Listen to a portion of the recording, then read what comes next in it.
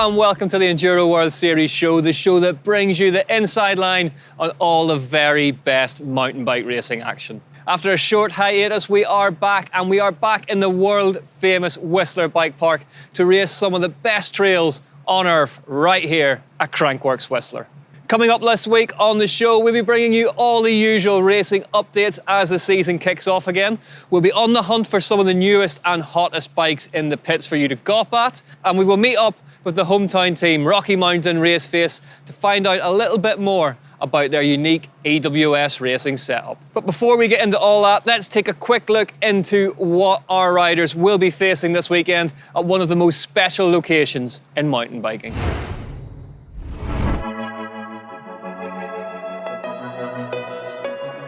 In the heart of British Columbia, Canada, Whistler Bike Park is known as a mecca for mountain bike riders worldwide. Every summer, riders flock from across the globe to ride its trails, and here at the Enduro World Series, we are no different. After a 2-year break, we are back and more excited than ever.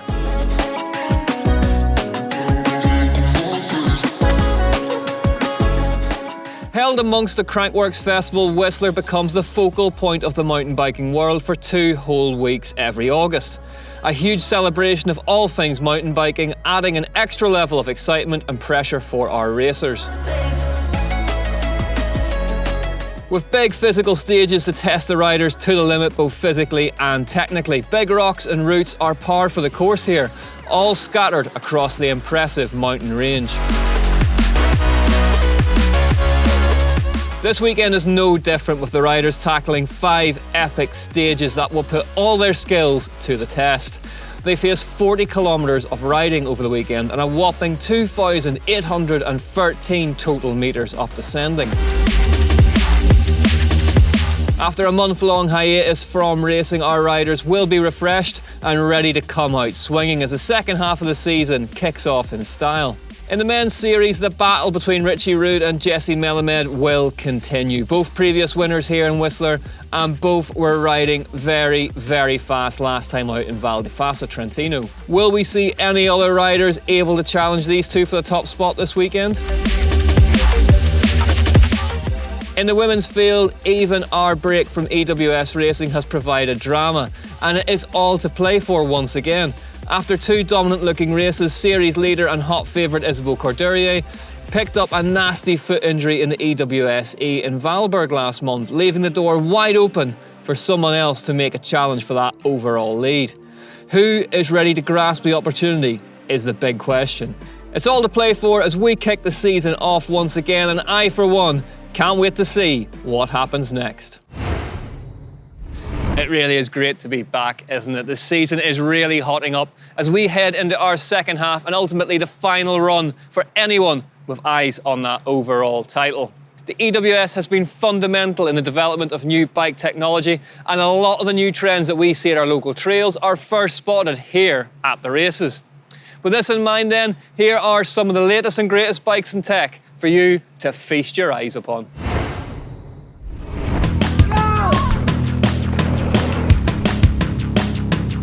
It's not uncommon to spot prototype bikes or components in an Enduro World Series pits, and often we're not allowed to talk about it. Luckily, the nice folk over at Commensal allowed us to grab what appears to be a new version of the most successful race bike in EWS history, the Meta. Prototypes can often be exactly the same as what you or I will be riding once the bike is released, but this Commensal is a true development bike. The head angle is totally adjustable, and the Commensal team were keeping tight-lipped on the numbers as riders' feedback is currently confidential. It also features a unique bar at the seat stays which can be moved to adjust the stiffness of the back end. Again, we weren't privy to what the team riders preferred. The suspension linkage is also adjustable, and both the front and rear shocks have custom tunes from Fox. In terms of tyres, we again have some prototype first ride tyres from Schwalbe. We doubt you'll be able to find these in your local bike shop just yet.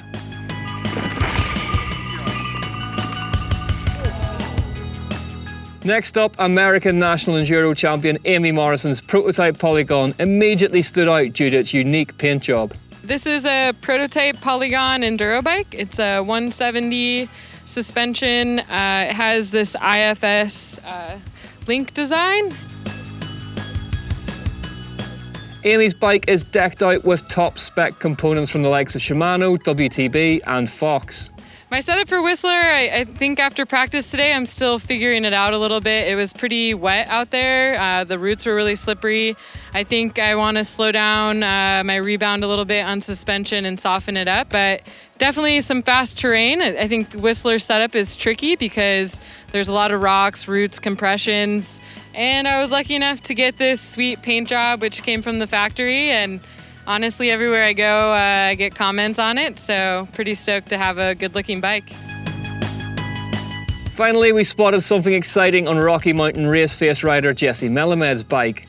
His big rival Yeti's Richie Rude was also riding the same components as well. At the time of filming, details were still very thin on the ground, but it looks like a new shock based on the Fox Float X, which uses sensors located at the front and rear disc calipers to adjust various characteristics on the fly. We also think the shock could be able to do these adjustments for you automatically, or you can do them yourself using a switch located on the bars. So chances are Jesse will be able to tweak his compression, damping, rebound and who knows what else whilst he's tearing down an EWS stage.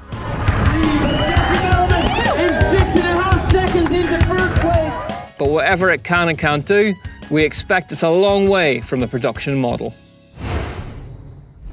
Very nice indeed. It's always great to see what the fastest riders in the world are on, and watching what they can do on these bikes is even better. Now we've seen the bikes, we've seen the trails, let's not waste any more time and get straight into racing here in Whistler. Who's got what it takes to climb to the top step in the Pro Men's and the Pro Women's EWS Whistler? The opening stage is a Whistler Bike Park Classic, the 2.1 kilometres of the route-lined microclimate. Stage 2 pitches the racers back towards town in a tech feed zone before they get on, amazingly, the only lift of the day, back to the top of the third test, which comprises of no fewer than 4 separate trails. After that, it's one of the day's most technical stages, containing the treacherous Ride Don't Slide trail, before a climb back over to the final stage. Racing got underway yesterday afternoon with a running of that 5th stage as the pro stage. Trek's Hattie Harnden claimed a 4-second overnight lead. Behind her, it was the pride of Canada, Andriane Lanfey-Nadeau, ALN, taming that huge drop at the top of the 11.99 and proving to her fans that they can dare to dream of that maiden win ahead of this one. In the Pro Men's race, Canada Day continued. Jesse Melamed threw himself down the stage to clock an extremely healthy 6-second winning margin. Second place went to Richie Rude. Richie, the series leader, really has a battle on with Jesse in the overall points chase. As the Whistler Bike Park began to cook under a particularly hot summer sun, the racers rolled out of the sliding centre and out onto one of the most iconic race courses in mountain biking. Isabel Cordurier proved once again that she is one of the most mentally and physically tough competitors that the sport has ever produced, and rallied her Lapierre home to second on the stage. But there was no catching Lanfey-Nadeau. She put 6 seconds into the chasing pack and took control of the race in the process. Richie Rude knew that there was a long day ahead and a lot of work to be done to keep Melamed within touching distance. But his task was made harder on the first stage of Sunday. His win on microclimate was a chunky 4.6 seconds. It meant that he now had a lead of 10.5 seconds.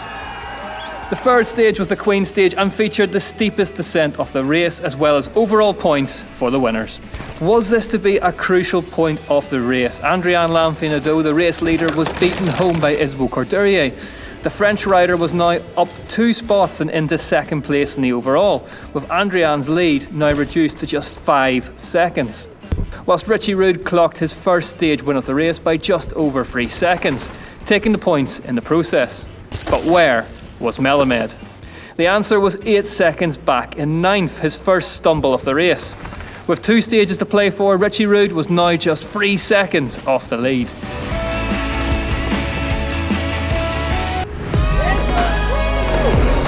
What had been a close-fought battle in the pro women's field got even closer on the penultimate stage. Race leader Andriane Lanfey-Nadeau was third behind Ella Connolly, but it was Morgan Shar who took the stage win. That means that with one brutally long stage remaining, it was now Morgan Shar who was closest to the woman who had led right from the pro stage. Melamed won his third stage of the race ahead of his rival for both the race and the title, by a healthy margin too, nearly 7 seconds. It was, as we become used to seeing this season, Melamed versus Ruud at the front. But after a full day of racing the roughest, toughest stages of the Whistler bike park, Melamed had only managed to eke out 4 seconds from the relentless Ruud. EWS Whistler was poised on a knife edge. Time and time again we have seen just how cruel a sport enduro racing can be, and so it was to be once more for Adrian Lanfear-Nadeau. The Rocky Mountain race face rider had suffered a puncture on the previous stage and the repair didn't hold. Canada's heartbreak combined with a huge final stage push meant that the winner of the 4th round of the 2022 series went to Hattie Harnden.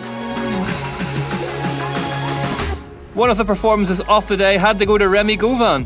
He'd worked his way through the ranks all day and set about clocking his best result in several seasons in front of his home crowd. 3rd place on the day for Govan. Richie Ruud, the overall points leader, suffered a mechanical on the last stage.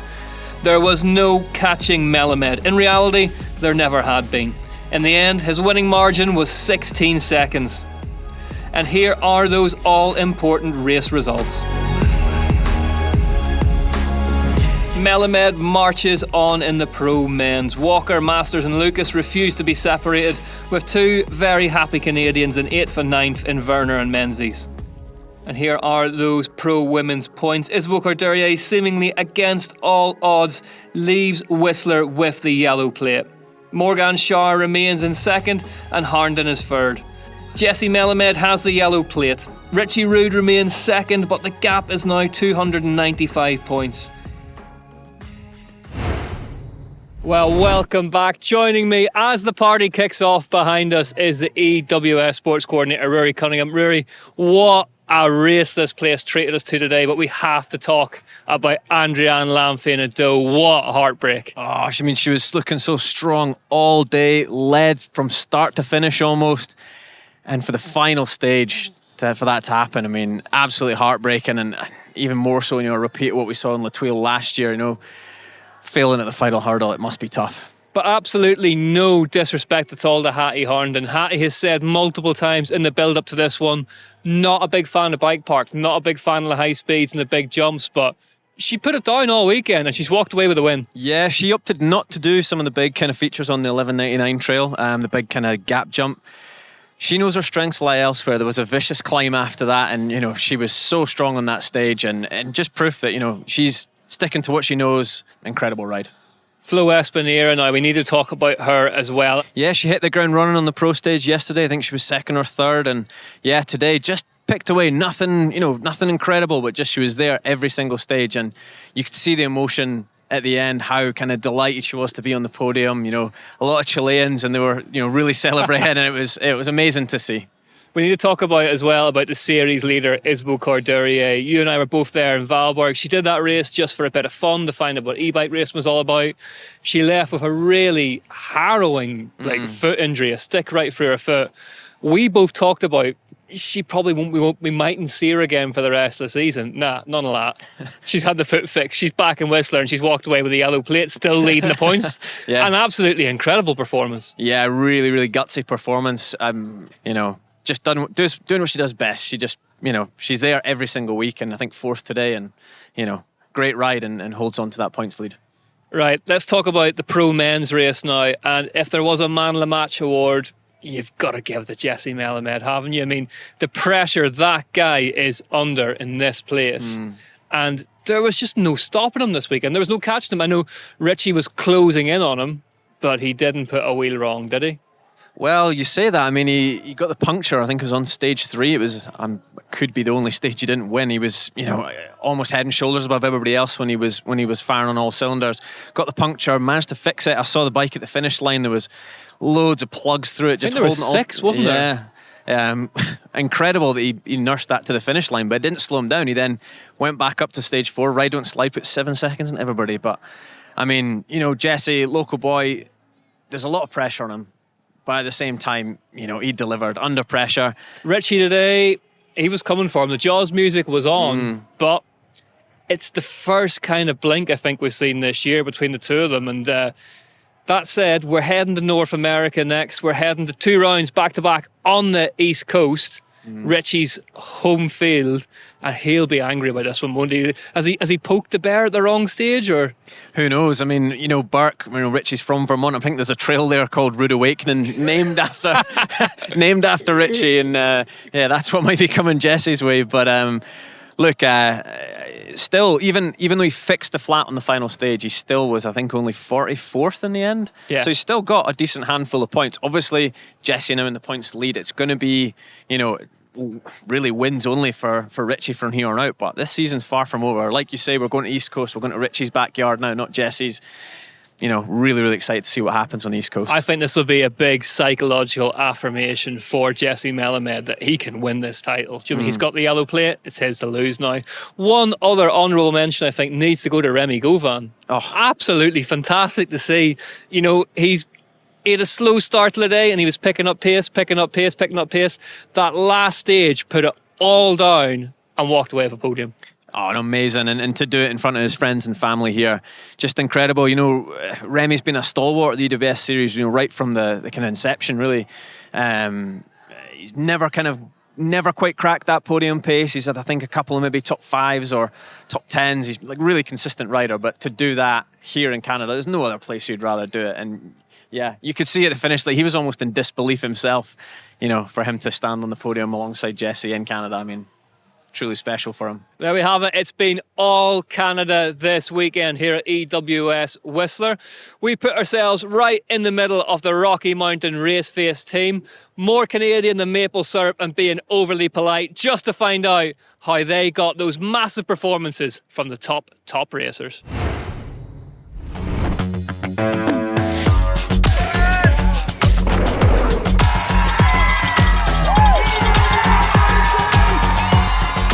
My name is Jesse Melamed. We're currently in Whistler, British Columbia for the 4th round of the Enduro World Series. This is coincidentally where I grew up, so it feels good to kind of, even though I'm living 45 minutes down the road, back home, racing at home, looking forward to it. I'm Andréane Lantinado, and I've been doing the World Enduro Circuit for 6 years now. And yeah, I come from cross-country World Cup circuits. I'm Remy Govan. I grew up on Vancouver Island, which is about 2 hours away from Whistler, maybe 2.5 hours. And I would say I've done the most laps of the Whistler Bike Park of all of my teammates. Racing in my home country, the biggest difference is not having to deal with jet lag. No jet lag, you can bring my own vehicle. It was really weird to be at home this weekend when normally we've already flown out to the venues. And I think that there's an excitement that's a bit more because most of your friends will be able to attend. Your family might even be there in the audience too. The Rocky Mountain team is pretty unique, I would say. We're all Canadian, we all live in Squamish. We are super lucky that all our staff are very experienced in mountain bike racing, so they all know exactly what they need to do to help us succeed. I think the glue that holds the team together is mostly Tara. Physio and manager, but also managing everyone's needs, and that could be staff or riders. We rarely have any mishaps, so yeah, I think it's a good support program around you is extremely important. So we're on Pro Stage Day today, which means they practiced the stage this morning and then they'll come back for a couple of hours, have lunch, chill, and then get ready and head out to race the Pro Stage this afternoon.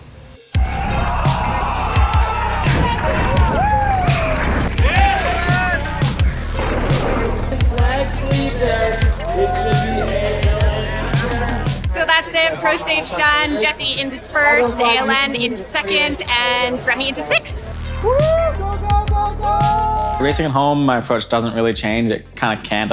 I've built up a very experienced way of approaching a race week, I guess. I know going into this race that these kind of feelings are going to come up, and now that we've raced here however many years, I'm able to really manage those a lot better. I'll take it any day. Have more races in Canada, please. It is Sunday, it is race day. We're racing stages 1 through 5. The riders are all out on the first transition right now. It's definitely a lot of like patience and like a slow burn. I don't want to say anxiety, but like a bit of like nervousness, waiting to make sure they get down safe and happy, and then they'll be in after stage 2 for any tech help, food, water, and off for the rest of the day. Jesse must have hit something out on course, but you know, it's sealed up. It's just a little dent in the rim here, but knocked the wheel a little bit out of truth. We're just at the finish line of the final stage of the day. Coming into this stage, both Aylin and Jesse are in the lead, and Remy is in 6th, like very close to 5th place. I'm definitely like not like anxious, but I would just like them to get down safely and happy and wrap the day.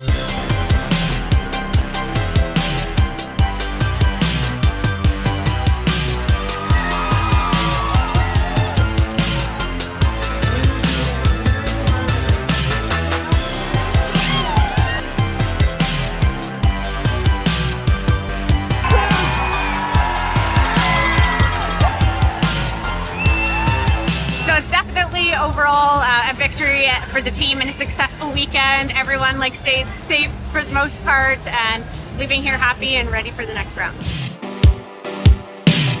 Yeah, the behind the scenes staff make a huge difference because they're the ones taking care of everything. They're all quietly working in the background. You don't see them much, but it's because they do such a good job. I think we're just all really happy to be on this team.